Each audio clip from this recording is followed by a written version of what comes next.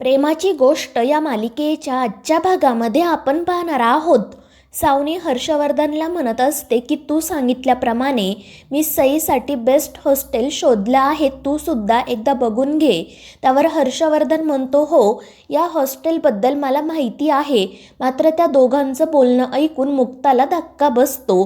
तर सावनी हर्षवर्धनला सांगत असते, एकदा का सईला आपण हॉस्टेलला ठेवलं की तिथे ती शिस्तीमध्ये वाढेल, नवनवीन गोष्टीसुद्धा शिकेल आणि आपल्या कामामध्ये तिचा काही अडथळासुद्धा होणार नाही. आणि ते ऐकून मुक्ताला धक्काच बसतो.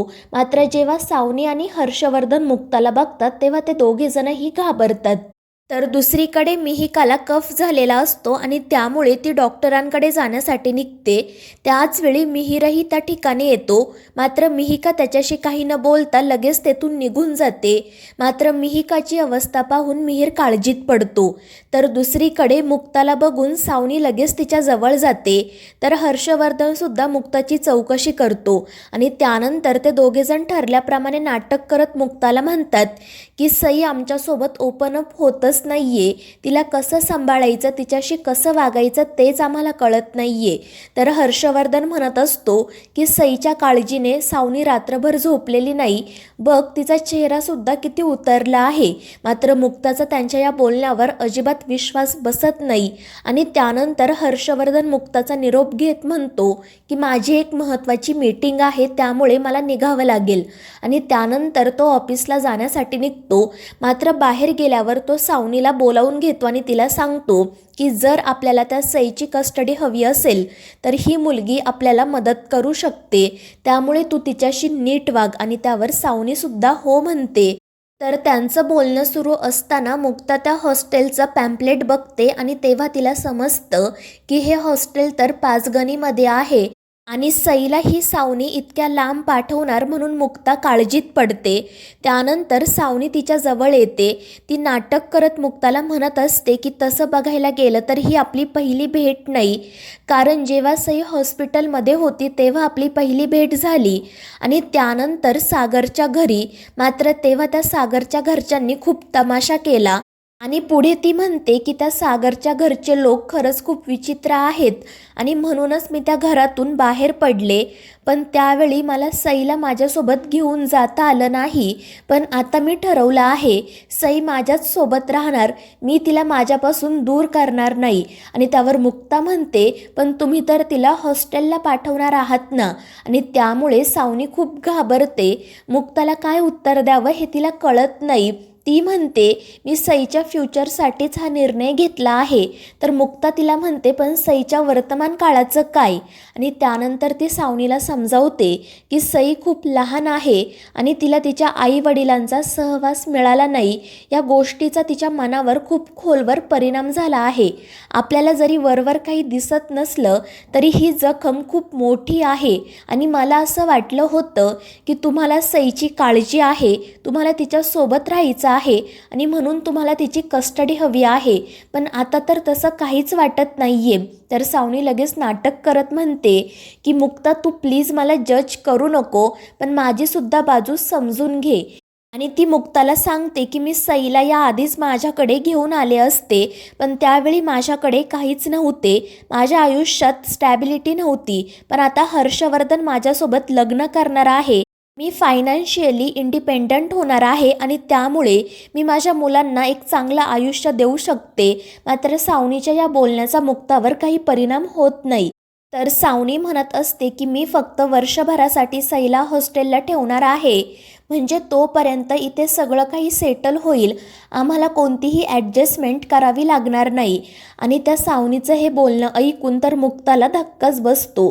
तर सावनी मुक्ताचा हात हातात घेत म्हणते की प्लीज मुक्ता, सईची कस्टडी मला मिळवून देण्यामध्ये तू माझी मदत कर. मात्र ते ऐकून मुक्ताला धक्काच बसतो. ती तिचा हात बाजूला घेते. तर सावनी तिला म्हणत असते की मुक्ता, फक्त तूच मला मदत करू शकते, कारण तुझ्यामध्ये आणि सईमध्ये जो कम्फर्ट झोन आहे तसाच मला तिच्यामध्ये आणि माझ्यामध्ये देखील हवा आहे. कारण ती मला तिची आई मानतच नाही, माझ्याजवळ ओपन अप होत नाही, तू प्लीज तिला समजाव. आणि त्यावर मुक्ता तिला विचारते की सई कुठे आहे. तर सावनी म्हणते कदाचित ती तिच्या रूममध्येच असेल. आणि मग ती माईंना बोलावून घेते आणि त्यांना सांगते की या मुक्ता मॅडमला सईकडे घेऊन जा. आणि त्यामुळे माई मुक्ताला सईच्या रूममध्ये घेऊन जातात. तर दुसरीकडे पुरू सोसायटीच्या बाहेर उभा असतो आणि त्याच वेळी सागर त्या ठिकाणी येतो. तो ऑफिसला जाण्यासाठी निघालेला असतो आणि त्याच वेळी सागरचे वकील त्या ठिकाणी येतात. सागर त्यांना विचारतो की आज तर तुमची सुट्टी होती ना, मग तुम्ही इथे कसे. त्यावर ते वकील साहेब म्हणतात की सईची कस्टडी मिळवण्यासाठी आता आपल्याकडे फक्त 11 दिवस राहिले आहेत. एक एक मिनिट महत्त्वाचा आहे. आणि त्यांचं हे बोलणं ऐकून सागर म्हणतो पण आज तुमच्या मुलाचा साखरपुडा आहे ना. त्यावर ते वकील साहेब म्हणतात की तुमच्यासाठी साखरपुडा तर काय, मी माझ्या मुलाचं लग्न टाकून देखील आलो असतो. आणि ते ऐकून सागर त्यांच्याकडे बघतच राहतो. तर त्यांचा हा संवाद ऐकून पुरूला तर धक्काच बसतो. तर ते वकील साहेब सागरला म्हणत असतात की साहेब, मी तुमचे उपकार कधीच विसरू शकणार नाही. तुम्ही आम्हाला मदत करता आणि विसरून जाता, पण आम्ही ती कधीच विसरत नाही. माझ्या मुलाला हॉटेल मॅनेजमेंटचा महागडा कोर्स करायचा होता, पण माझी तेवढी ऐपत नव्हती. पण त्यावेळी तुम्ही त्याला मदत केली, त्याची फी भरली. आणि इतकंच काय, तर जेव्हा माझ्याकडे काम नव्हतं तेव्हा तुम्ही तुमचे क्लायंट देखील माझ्याकडे पाठवले. तुमचे हे उपकार मी कधीच विसरू शकणार नाही. पुढे ते म्हणतात की जगाला फक्त तुमची रूढ बाजू दिसते, पण जेव्हा जगाला तुमची ही बाजू दिसेल ना, तेव्हा त्यांना खरा सागर कोळी कसा आहे हे समजेल. तुमचा इगो आणि ॲटिट्यूड एकीकडे आणि तुमच्यातला हा राजा माणूस एकीकडे. आणि त्यावर सागर हसतच म्हणतो की बास झालं, मला एवढ्या कौतुकाची सवय नाही आहे. आणि त्यानंतर ते दोघेजण तेथून जाण्यासाठी निघतात. परंतु सागरचं लक्ष पुरूकडे जातं आणि तो पुरूजवळ जात म्हणतो की सर, त्या दिवशी जो काही प्रकार घडला त्याबद्दल मला तुमची माफी मागायची आहे. मी मुद्दाम काहीच केलं नव्हतं, सगळं काही गैरसमजामुळे घडलं. आणि तो अक्षरशः हात जोडून पुरूची माफी मागतो. त्यामुळे हा सागर नक्की कसा आहे असा प्रश्न पुरूला पडतो. तर दुसरीकडे माई आणि मुक्ता सईच्या रूममध्ये जातात. तर सई नाराज होऊन झोपलेली असते. परंतु जेव्हा तिला समजतं की तिची मुक्ता आंटी आली आहे, तेव्हा ती खूपच खुश होते. आणि त्यानंतर ती मुक्ताला म्हणते की मला खूप भूक लागली आहे, तू मला तुझ्या हाताने भरव आणि गोष्टसुद्धा सांग. आणि त्यावर मुक्तासुद्धा हो म्हणते आणि सईला जेवण भरवायला सुरुवात करते. तर दुसरीकडे लकी आणि इंद्रा सावनीच्या घराबाहेर जातात. लकी इंद्राला म्हणत असतो की आतमध्ये जाऊन आपण सरळ तिला नडायचं.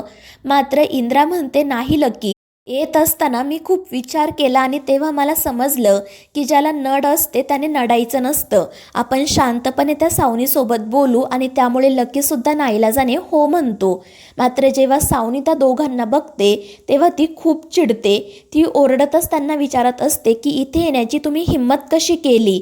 तर इंद्रा तिच्यासमोर हात जोडून म्हणते की सावनी, मला माझी नात परत दे, मला एकदा तिला भेटायचं आहे. आणि त्याच वेळी मुक्ता आणि सई इंद्राचा आवाज ऐकतात. मुक्ता सईला म्हणते की तू इथेच थांब आणि मग ती स्वतः बाहेर जाते. इंद्राला बघून तिला धक्काच बसतो. ती म्हणते आज इथे नक्की भांडणं होणार, कोयते निघणार. मात्र इंद्रा रडत हात जोडून सावनीकडे सईची मागणी करत असते. ती सावनीच्या पाया देखील पडते आणि तिची ती अवस्था बघून मुक्ताला वाईट वाटते. मात्र सावनी रागातच इंद्राला म्हणत असते की आता तुम्हाला कळलं असेल ना ही सावनी कोण आहे आणि काय करू शकते ते. त्यावर इंद्रा म्हणते की तुझं जे काही भांडण आहे ते सागरसोबत आहे ना, मग उगाच त्या मुलीची फरफट कशाला, ती आमच्या घरातच आनंदी आहे, तिला प्लीज आमच्याकडे दे. मात्र सावनी म्हणते ती सई माझी मुलगी आहे, तुमच्या घरातलं फर्निचर नाही की तुम्हाला द्यायला. आणि सावनीचं हे बोलणं बघून मुक्ताला धक्का बसतो. तर दुसरीकडे हर्षवर्धन सागरला कॉल करून विचारतो की तुला तुझ्या मुलीची कस्टडी नको आहे का. त्यावर सागर विचारतो की नक्की काय झालं आहे. तर हर्षवर्धन म्हणतो की आता तू काही बोलू शकत नाहीये, म्हणून तू तुझ्या आईला माझ्या घरी पाठवलं आहेस का. आणि ते ऐकून सागरला धक्काच बसतो आणि तो लगेच त्या ठिकाणी जाण्यासाठी निघतो. तर दुसरीकडे इंद्रा हात जोडून सावनीच्या पाया पडून तिच्याकडे सईची मागणी करत असते. मात्र सावनी काही ऐकूनच घेत नाही आणि त्यामुळे लकी चिडतो. तो सावनीच्या अंगावर धावून जातो.